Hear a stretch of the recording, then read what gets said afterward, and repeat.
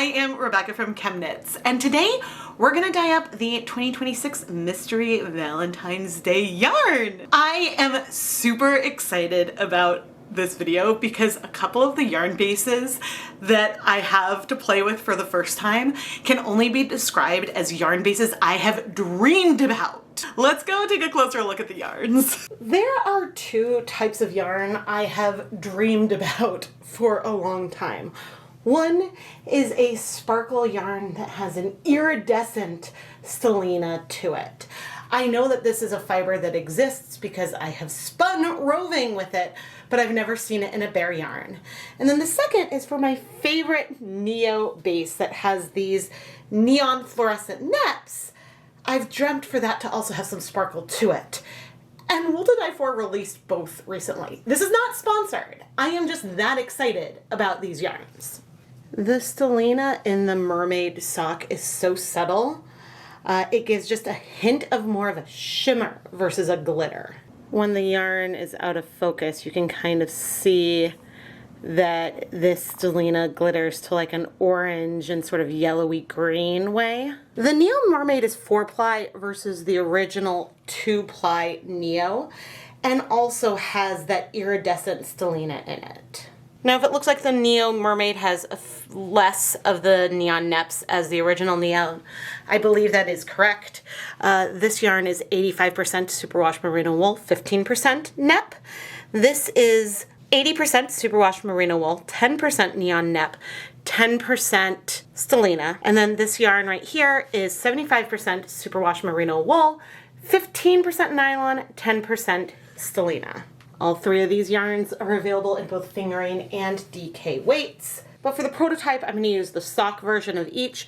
I also have a skein of Knit Pick Stroll fingering weight yarn that is 75% superwash merino, 25% nylon, and as an outlier, a skein of Twill worsted that is just 100% superwash merino. But these 5 skeins are the ones I will use for our prototype round. It just feels appropriate that these yarns of my dreams that I've desired for will be some of the stars of my Valentine's Day colorway this year. The timing of the release was absolutely perfect. I wanted to dye something today that screams Valentine's Day. I want red and pink, and I don't want things to entirely blend together into one. I want there to be contrast between our colors. So I went to a bunch of swatches that I've done over the years. I have done many crude swatches of almost all of my acid dye colors across multiple brands. And this is just taking a little bit of the dye powder and dissolving it onto some yarn. This is helpful because I can see the relative hue between the different colors. For the pastel pink, I decided to go for Valentine blush. A, because it's Valentine's Day. B, because it has a little bit more of a purple lean versus some of the other pre-mixed pastels like Ballerina or Flamingo. When it came to the red, part of me wanted to go for a warmer red like Cayenne or Fire Red, because if we mix those slightly more orange leaning reds with a cooler toned pink, that'll bring us more to the cooler toned red that I want. But I really want poinsettia. I love that red, and I think that that is the color that I want. And so you know what? If it ends up leaning more pink because we have pinks on top of it, so be it. What about the bright pink? I was really debating between using deep magenta or fluorescent fuchsia. And these two colors could not be more different, even though they're both really bright pinks. Fluorescent fuchsia is obviously fluorescent. It takes a long time to absorb to the yarn. Deep magenta, on the other hand, strikes really, really quickly and is not fluorescent at all. I think that the fluorescent fuchsia is going to feel more different from everything else we have here. And so I think that is the color I want to do. Which brings us to our palette here of Valentine blush, poinsettia, and fluorescent fuchsia. So what technique am I going to use today to dye up our yarn? I want to be able to have some contrast between our different pinks and reds. and I thought it would be fun to dye twisted skeins, layering distinct colors that are all within the same family together to create our colorway today. Let's go twist our yarn. Okay, twisting up the yarn is not usually something that requires me to wear gloves, but I am finding that my skin is so raw that I was struggling to get, I guess, the tension right on it. Now, the zip ties that I have on the yarn are there both as a label. I have given each of the yarn bases a designation so that way I can keep track of which one is which, even though it's not that hard to do just from looking at them. But it also acts as an extra tie, so that way I don't tangle the yarn as we twist and untwist and retwist everything. And if you would like to see a photo of what dyeing twisted skeins of yarn can look like after one round, when we're dealing with full 100 gram skeins, I'm popping an image from 2025 Hanukkah up on the screen. That way you can see the type of patterning you get, because the dye is pretty much going to go just to the outside of our yarn here versus going all the way through to the center.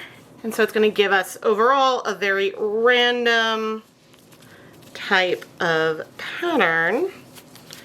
And we'll have some differences because I am twisting these by hand, but that's also part of the fun. I put on my deluxe rubber respirator mask, safety glasses, and gloves and weighed out half of a gram of both the Valentine blush and fluorescent fuchsia. And then I weighed out 1 gram of the poinsettia dye. Knowing that, I can always measure and dissolve more dyes later on if needed. I dissolved all these dyes in hot tap water, not worrying about the volume. Eventually, I may go ahead and make stock solutions of these colors, but for the prototype, these are the proportions that I want to start playing with while we dye 500 grams of yarn. And so really, I have a total of 0.4 grams of dye that'll be going onto each skein. But because our yarn is going to be twisted, the colors will have limited access to the outside of the yarn. And don't worry, we'll keep an eye on things. I'll have yarn mops. I think it's going to be grand. Let's talk about the order we're going to layer the colors. Normally, I might go from lightest to darkest, which logically would give us our Valentine's blush, fluorescent fuchsia, and then our poinsettia. However, fluorescent fuchsia is a color that spreads and takes more time to bind, and so it doesn't really make sense for it to be in the middle, especially if it might cause some back staining and some of it might come out and shift the red. So I think it makes sense to leave that color for last. So I think we should go blush, red, neon pink. And of course, this is our prototype round, so I can always shift and adjust things as we move forward. I can change the proportions and the order of the colors. So nothing is set in stone. Now, as we move over to our dye bath to start with that Valentine blush dye, I plan to dye the first round dry because it's okay if this color spreads through more of the yarn. I'm fine with there being some whites left behind because I enjoy the contrast there. But if we end up with more coverage of this color, I'm also okay with that. In this catering steam pan, I have 32 cups of water. We're going to bring over 8 tablespoons of white vinegar. And then if I need to add more water as time goes on, I'll add water and vinegar at that same proportion. And now I'm going to bring over our first color, that Valentine blush, which is a fair amount less pigmented than our other colors. And now the thing about this project, as I rinse out the cup, is that should at any point I want more of any of the colors, I can bring that in. If I think a color is getting too intense, I can remove the yarn from the dye bath early. Now, it's always easier to start with less dye and add more than it is to do the reverse, just because of the way things work. You can't remove dye from the yarn, but you can remove the yarn from the dye bath early. The dye bath is warm. It's not super hot yet. You can see we have some steam on the surface, I am going to go ahead and add the yarn now. We could be hotter, but I think that this is good. And now I need to think about how I'm going to bring in all 5, put them in, and gently help them submerge. You can see it's going a little bit faster with some than others. It is okay, again, if this pale pink ends up going more through the yarn than it appears to at first. We'll see what the color looks like once we've had a chance for all this color to absorb. Because right now, it looks like there's not very much pink on here. It looks like there's a lot more on here, but that's partially because our neo yarns with those neps looks a little bit yellower to start with. So we'll see, I guess, where we will end up here. But the good news, because I wanted this particular layer to be more pastel, is that I definitely don't think I had too much dye. I think that as time goes on, we're going to end up with a blush of a pink, which is kind of what I wanted. And so I'm very, very happy. Don't forget that we have half a gram of dye on 500 grams of yarn. So that ratio is nice and extreme. And we're not that hot yet. So I'm gonna set a timer for 10 minutes and we'll keep an eye on things to see where our colors end up. But please don't forget, if I had used half a gram of this color on 500 grams of yarn that was untwisted, the final color we would see on the yarn would be a lot lighter. We have a lot less yarn exposed to the color here because of the way things are twisted, and the twist adds resist that limits the ability of the dye to access some of the yarn. I don't think the camera is successfully picking up the iridescence in here and those orange tones, and I am angry. It's only been 10 minutes so far, and it seems that our non-nep yarns have absorbed a little bit more color, but we definitely have absorbed some pink here. Let me see. The dyebath is mostly clear, but I'm gonna let things, because it's so pastel, remain in here for another 10 minutes, just in case we're gonna build on this light color a little bit more. Going forward, I may want to dye the ones with neps separately. You can see how different the color looks. Or there's a chance that maybe I would want to add more pink, but we'll see what the yarn looks like in the end. We do see resist. And another thing I want to point out is that we do have some speckles on the yarn. I had forgotten this vintagey feel from Valentine blush that I think comes from it not dissolving 100% of the way, and I honestly don't mind. I think that it is really pretty, and I think that the Iridescent Selena is really pretty over it. We do have some darker patches from it, but given that we're going to have deeper colors added on, I don't think it's going to be a huge problem.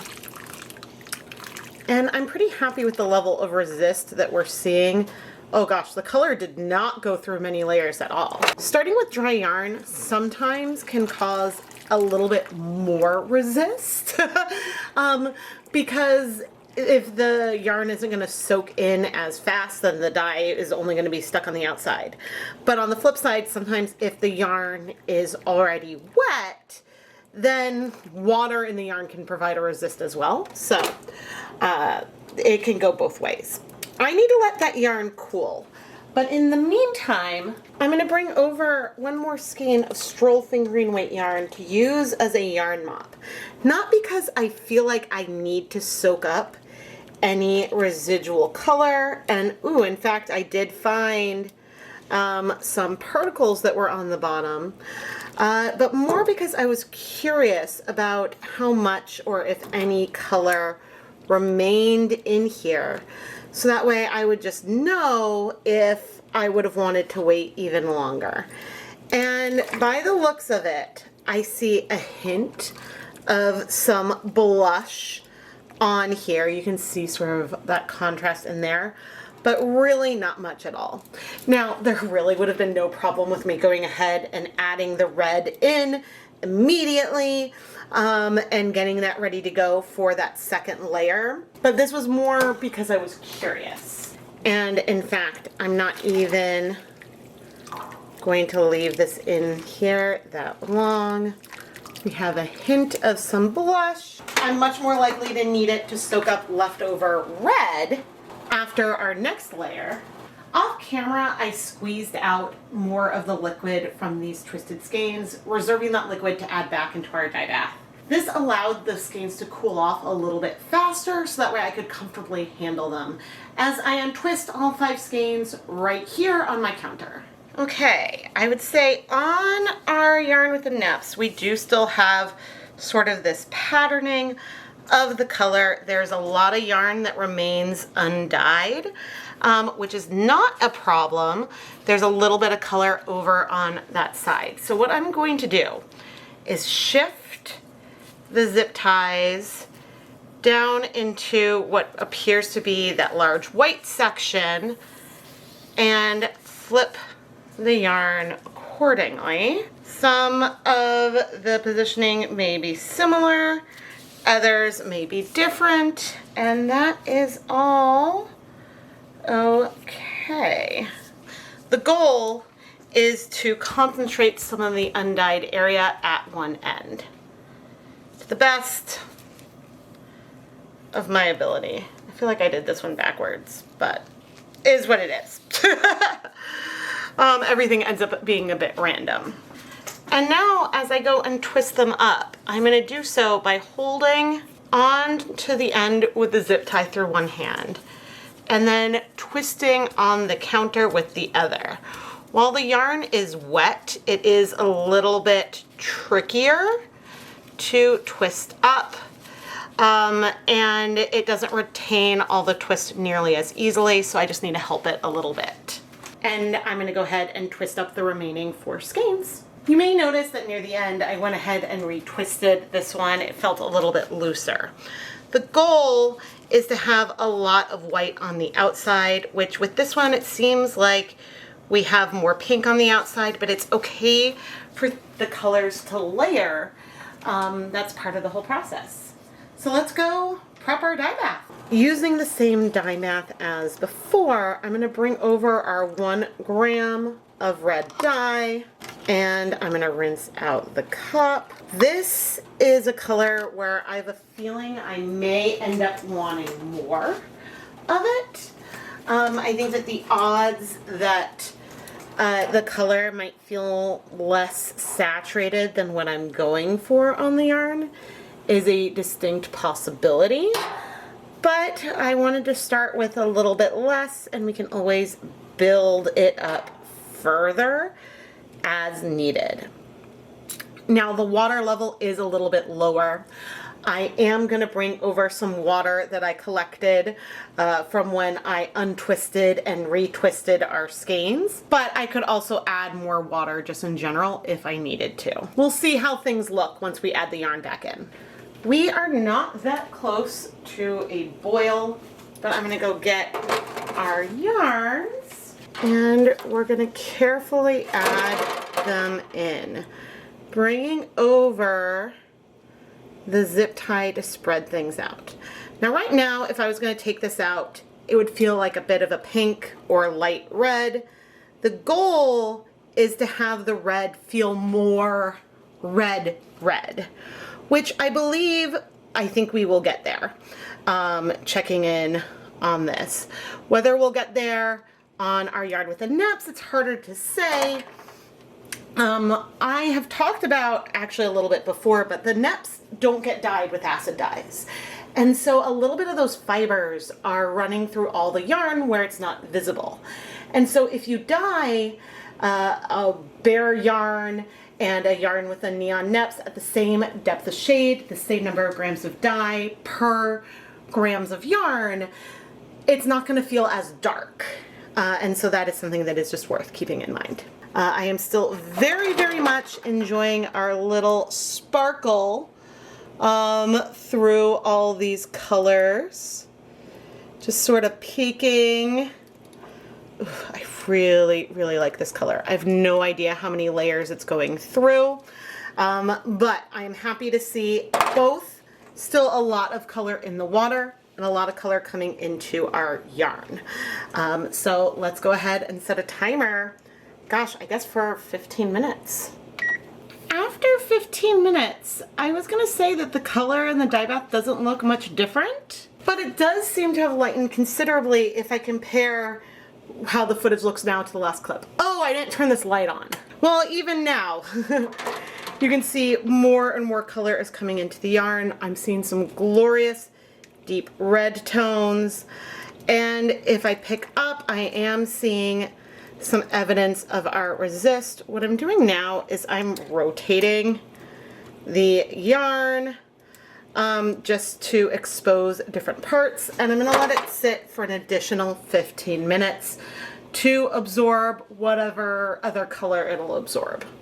Now, unlike when I use colors that are on different ends of the color wheel, we can't necessarily tell where that Valentine blush is underneath the red at this stage. Hopefully when we open it up we will see it, but we have different levels of saturation of the red, especially as I lift and rotate the yarn. The color in here is definitely lighter.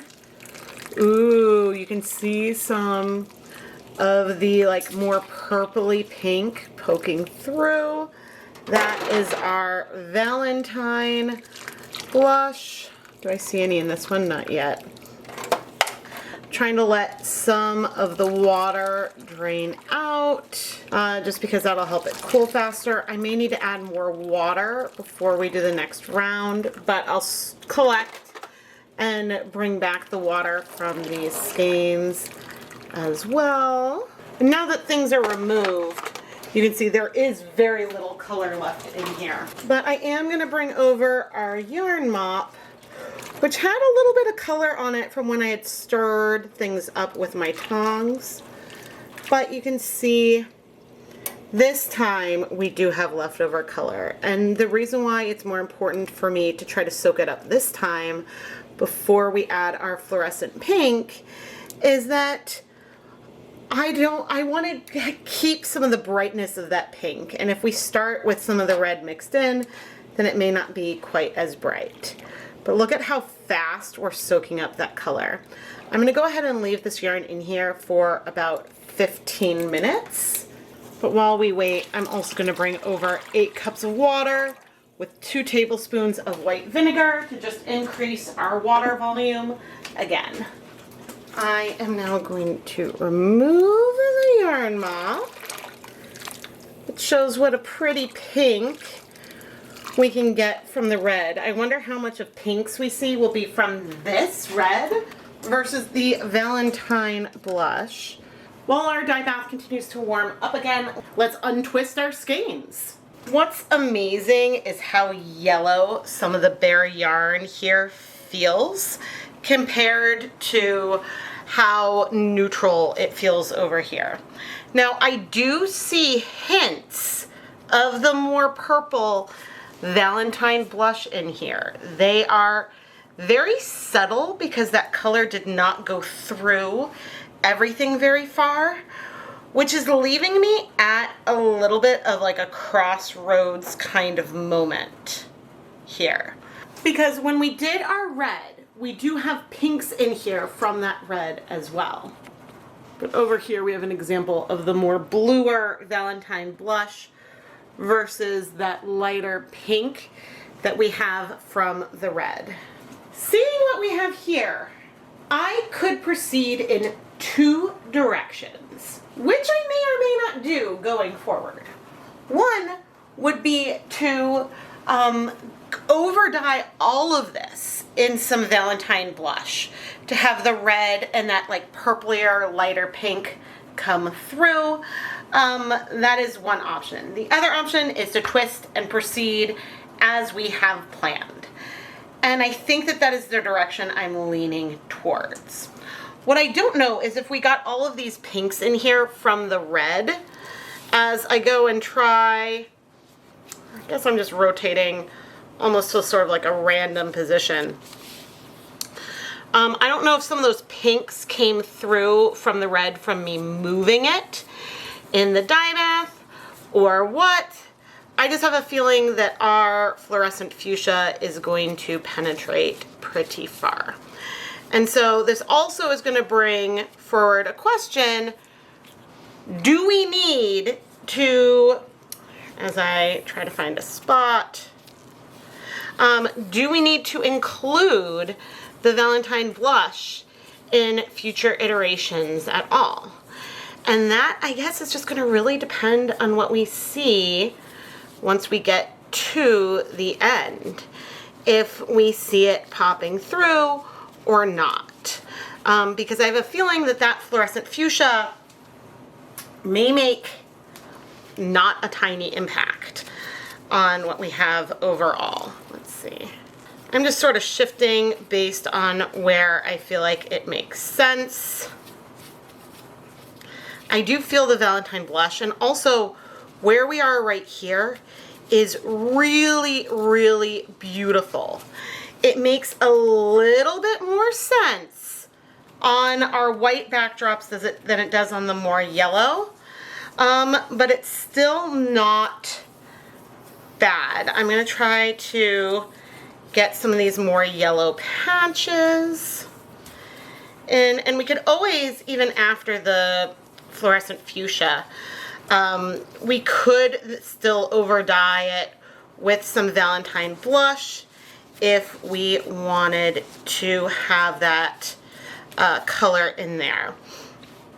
We do definitely have that option, but I want to see what's going to happen. I feel like a lot of times, I mean, the Halloween colorways, I tend to over dye this with like cooler tones, so it's really fun to do something warm and red versus like black and purple and whatnot. So yeah, and I mean, I see and hear some of that Valentine blush. We'll just have to see what we feel at the end and know that this particular color may go through many layers. We may end up removing the yarn really quickly and then going to steam set. Oh man, maybe I should get that set up just in case. Now I'm gonna add our fluorescent fuchsia, rinsing out the cup. I'm not gonna bother stirring this yet. We'll stir before we're ready to add our yarn. No, you know what? I'm not gonna set up the steamer basket just in case. We are gonna go for this. And I will admit that I am nervous because this is feeling like a lot of pink. I suppose I wouldn't have to go in with all of it, but let's do it. Let's do it. Ooh, I think that this is gonna be pretty. Because my thought was that, okay, if there is too much of this fluorescent fuchsia in here, if it's going too far in, because I know that this is a color that does travel through, if it goes too far in, well, I think that that won't be a huge deal if it goes too far in. We maybe would still see some of that purplier color, but I think that this is gonna work and do what I want, even if this gives us way too much coverage of this color. All right, let's trust the process. Trust the process. Oh man, it's so hard to just not move and do more things. Oh man. Now, part of what I want to do right now is add more acid, but I'm on the fence about it because if I add more acid in here now, then I wouldn't necessarily be able to use the same dye bath later on. But you know what? Let's just hold. We're gonna hold. We're gonna take a look at that color. We're getting some bright pink in there. I'm feeling some bright pink in here too. We'll take a look at this color after. Let's give it 15 minutes and see where we are. We do not have that much of the pink per skein.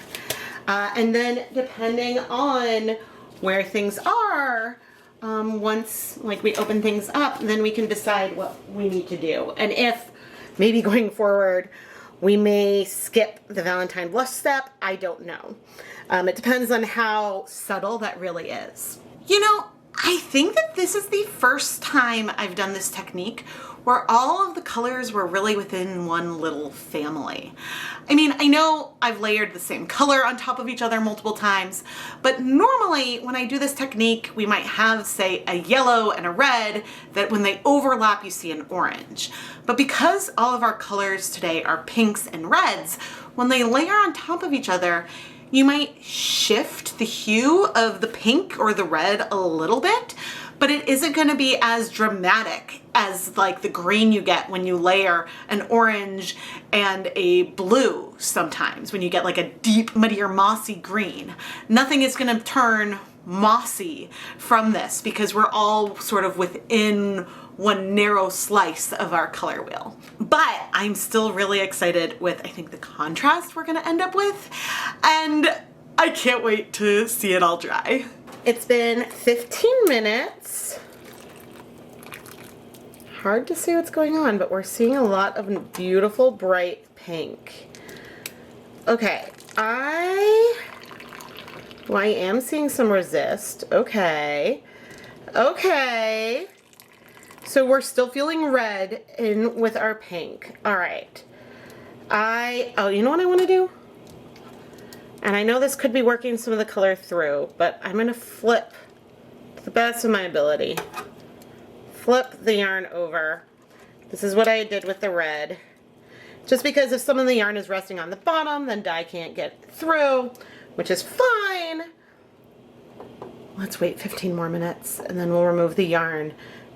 There is going to be some unbound pink that we may have to rinse out, but let's give it that time. I'm toying with the idea of putting a yarn mop in here.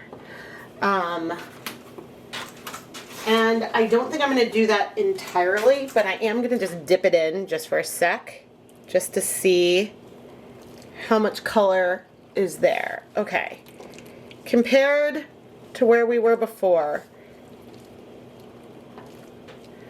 I would say a good amount of this pink is in our yarn. I would say there's definitely still some here. You can see that we got some depth of color versus where we were before, but it's not time to put it in. All right, I don't know if we got a significant change in those 15 minutes, but that is okay. Now I'm going to start removing it. I am so glad I went for fluorescent fuchsia instead of deep magenta. I'm so curious about what's happening underneath. If I had done deep magenta, the pink would have felt bright. I'm like trying to peer in and see. I think we got a lot of coverage from it. I wonder if there's still, oh, we still have some white. Awesome. If I had gone from deep magenta, there would be less contrast between that pink and the red. And so this is exactly what I wanted. I just don't know. And can you see that sparkle? Oh my gosh. If the camera isn't picking it up, I am so sorry, because in person I am seeing that shimmer and it is delightful.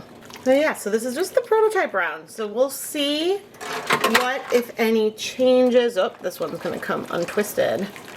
I will want to make, can you see the green in there? A little bit.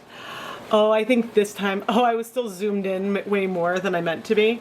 I think this time you can see some of that shimmer, especially when that Selena is shifting a little bit green. The contrast with the red is so good. Oh my gosh. But now I'm bringing over that yarn mop to finish soaking up. It may not soak up everything.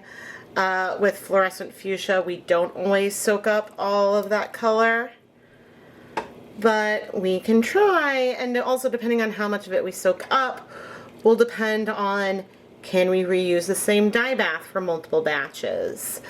And at least when I say that, I mean by the time we get to the end. Certainly we can reuse the same dye bath over and over if I'm going to do, you know, the Valentine layer 3 times and then the red layer 3 times and things like that. And I could add more pink to this and do another pink round. So that's an option for later on. I brought over 2 of our skeins with the multi-neps because I want to see what I think of the color, even though they're still very, very hot. Ooh, ooh, ooh, okay. That is pretty. I'm not I was feeling almost like a yellowishness before that I don't feel now. Or maybe I do, but maybe that's just relative to the others. But I like what I'm seeing in there. Ooh, okay. I don't know if I see the Valentine. Let's open this one too. I just wanted to make sure I didn't want to pop these back in to that fluorescent fuchsia. But no, I don't mind that. I think that the pinks helped balance everything out. Oh, this is pretty. Okay, I am happy and excited. We're gonna let these finish cooling off. I mean, I suppose I could open another one, but I'm going to wait. Okay, and let them cool and let this continue to go with its 30-minute timer. I will see you in a little bit. I also want to remind myself that even though we do see some white in here and it does have a little bit more of a yellowish cast, I'm really glad that I looked at this on its own before looking at the other that's going to be more cool toned overall. Just so that way I know, ooh, I looked at this by itself, it is what I wanted. I am so happy, and almost all the color absorbed in here into our mop without me needing to add anything extra. I am going to turn off the heat here. I don't know if I'm going to reuse this dye bath or not, mainly because I need to wait to let all of our yarn cool, so then we can finish opening it. Actually, I know we're over the heat, but ooh, okay, I see some speckles from our first pink. I cannot tell. I'm going to need to wait till I can lay all these out. I cannot really tell if I see it. Here we have some more whites left in. Ooh, that's fun. And I love that in this light it's feeling more yellowish as well. But I am loving how much, ooh, I do like that we have some speckles. I'm loving how much the pink did spread, but also that we had resist. Okay, I am very happy with this. Still unsure about the Valentine, if I feel like I can feel it in the end or not. I suppose one additional question, oh, I see it in one of them, because back here, I see a little bit of the Valentine color. But one part of me was thinking like, ooh, do I want to do that Valentine all over? But I don't really want to do that because I want to be able to have some pops of the bright neon pink over some of the areas that were more white. And so, okay, we're going to let everything cool, then we'll wash it. Yay! Here's a little yarn before washing, and there are some purplish notes from that Valentine blush that are very, very subtle, but still present. I don't know if I'm gonna find it in every single skein, as I'm like here looking closely, but then some of the speckles come through. It does add a tiny bit of dimension into the yarn, even if it is just under everything. And we'll look for it once the yarn is dry. Oh, here is some right here. And so I'm hoping that I'm just gonna continue like this. And it's funny because on camera, I know that these are feeling way more yellow than they did when I opened them in person. But I think if I brought over this light, which is bluer, then all of a sudden they don't feel quite as yellow. It's just the light over here is way more yellow. And so I think that's a big part of it. But now I'm gonna go ahead and wash the yarn. I hate when the camera doesn't pick up how brilliant the sparkles are that I see in person. Right here, a lot of the sparkle is almost looking more gold, but as I shift, I feel those iridescent notes. I'm going to add the rest of the yarn. Look how red these zip ties are. Now, I'm only wearing gloves while I'm washing this yarn because my hands are so dry that as I add a little bit of dish soap, I cannot stand the thought of getting them wet more than I need to right now. So gloves it is. But the good news is, you know what I'm not seeing? I'm not seeing any, oh my gosh, so pretty. I'm not seeing any color come out in here. Now, I am pleasantly surprised because there was still color in the dye bath when we removed the yarn. But I let things cool completely before washing it. And I think that that worked for me today. So I'm going to finish rinsing out the soap. Then I'm going to put all the yarn in my spin dryer, hang it up to dry, and well, let's take a look at the finished dry yarn. Here are our 5 prototype colorways. They ultimately all feel really, really similar. And I know zoomed in, like in some areas you're seeing more here of our Valentine blush, which did come through. There's some of it in here as well. You're feeling more of the Valentine and the pink, but it's just because of the angle. There is a similar amount of red in all of them. The one thing I will happily note is that the berry yarn color on our 2 skeins with neps does not feel as yellow as it did while they were wet. In fact, it feels a little bit pink, which goes really well with the colorway. I am bringing over my black light now for 2 reasons. 1, so you can see those fluorescent neps, and 2, because I was curious about how much fluorescence we would have here from our fluorescent fuchsia. And we do definitely have some fluorescence. It would be a little easier to see if I were to take this into a closet to remove more of the natural light. But there you can see those neps glow in all their beautiful glory. Now when it comes to the Mermaid Iridescent Sparkle, I feel like you can see a little bit of it against the red backdrop pretty well. And in fact, maybe in here, you can get a little bit of a sense of that color shift. It can look very gold overall, but it really does shift a bit orange and green. And the yarn is very glittery and shiny. And then as we look at the sparkle, I'm using a little bit of a direct light so that way it shows up a little bit better on camera.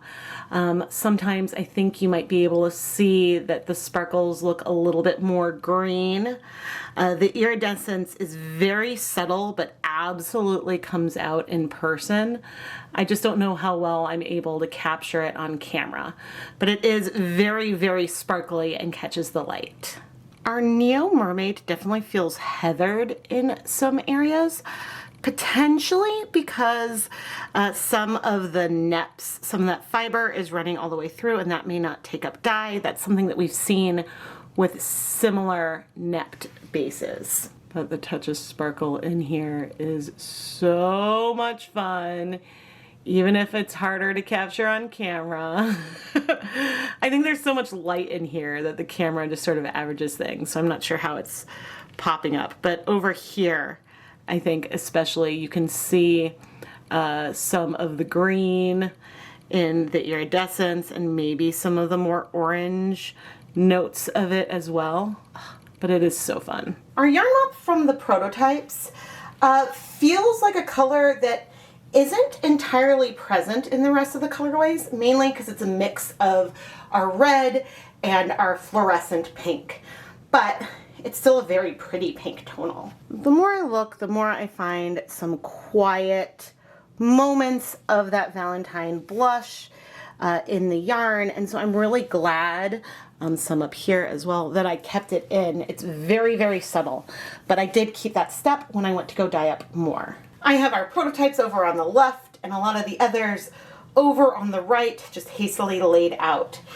And I would say the biggest thing that I might note is maybe we have a little bit more white on the subsequent yarns. I found that I started to be really consistent with the number of twists that I would add before folding things over, twisting about 6 times. And so I don't know if that added more resist, but there's still a remarkable amount of consistency in here.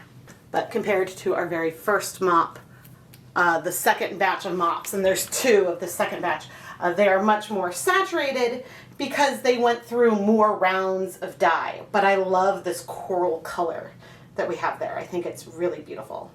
And now we have our 5 prototypes twisted, and then all of the rest of the yarn from the first rounds of pre-orders separated by yarn base.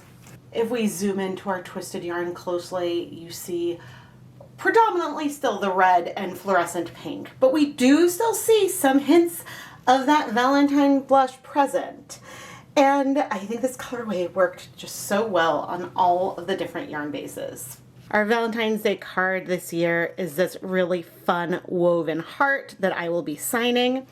The way that I created this was just to have two pieces sort of like so, that then you can kind of place together and weave those flaps together to create the heart, and it doesn't need tape or anything to hold it together. And I thought it was just cute and sort of a nod to fiber arts with the woven texture.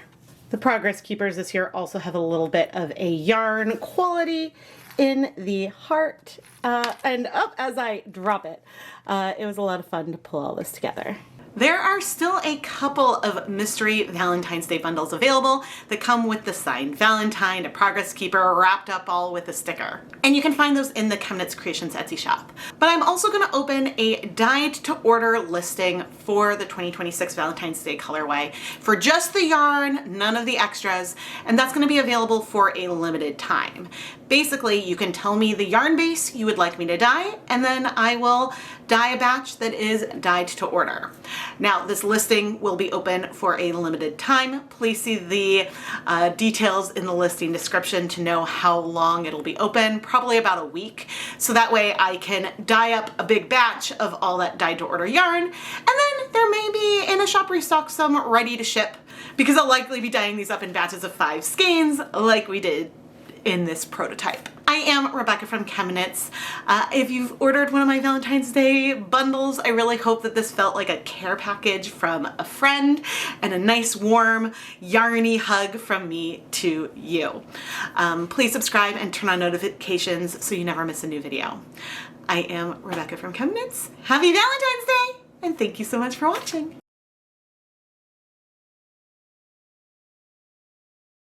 Oh, and P.S. I do regret that I didn't bother painting my nails in a colorway that is iridescent, very similar to what is in that mermaid yarn. But you know, sometimes I just don't have time. Thank you for watching.